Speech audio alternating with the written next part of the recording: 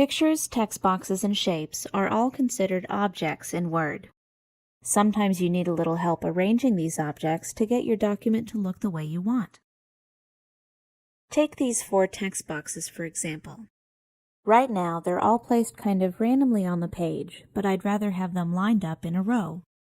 Of course, I could try to line them up manually, or I could get Word to do it for me. The first thing you'll need to do is select the objects you want to align. To select them all at once, just hold Shift on your keyboard while you click. Next, we can navigate to the Format tab and click the Align command. You'll have several different options to choose from, ranging from vertical to horizontal alignment. You can also choose whether to align the objects to the page, to the margin, or to each other, which is the default setting. This time, I'm going to go with Align Right, and now the objects are aligned to each other along the right edge. There's another thing I'd like to change that can be done just as easily. Notice how the shapes are lined up, but they're not quite evenly spaced? To fix that, go to the Align command again, then choose Distribute Vertically. Perfect.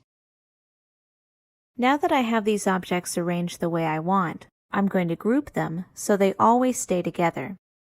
Just make sure you have each of your objects selected, then click the Group command and choose Group. Now we have a single grouped object that we can move or resize any way we want. See how it works? Let's take a look at a few more techniques.